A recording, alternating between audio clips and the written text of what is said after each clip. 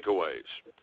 I'd like each of you to take a couple of minutes to run through what you think the most important things are from today's presentation that you'd like attendees to leave with. And Jacques Bahart, let's start with you.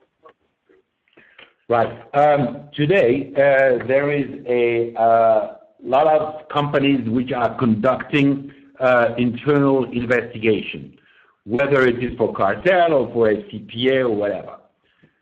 Through this internal investigation, suddenly comes up a question that, in one of our subsidiaries down in Italy or in Scandinavia, we have people of our company participating in a cartel. What do? You need to have a procedure internally, where these issues are escalated right away to the headquarters in the United States, and you've got to deal with it.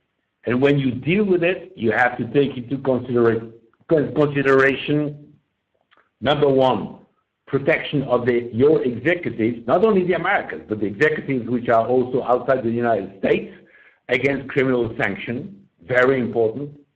Second, the fact that your company may be subject to very big fine.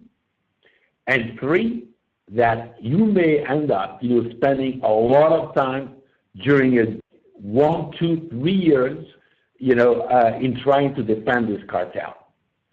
And whether you should go to the authorities or not is not just based on these three criteria, but also on the fact, is your competitor who participated to this cartel going to file for leniency, for amnesty?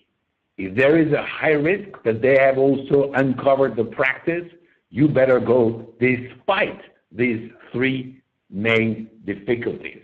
Because if you are first, you will protect. In the EU, 0 fine if you are the number one in the European Commission. In most jurisdictions, 0 fine, as opposed to 100 millions, 700 millions, even if you still have to cooperate with the authorities quite a lot.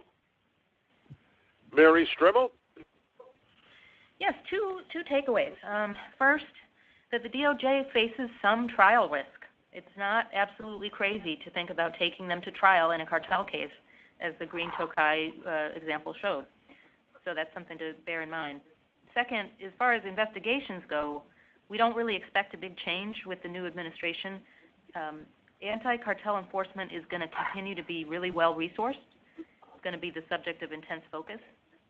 So at the front end, companies need to have a great internal investigation done if they face any kind of issue. They need to have all their ducks in a row regarding evidence gathering and preserving electronic information in order to deal with whatever comes, whether it's as a leniency applicant or as a cooperator.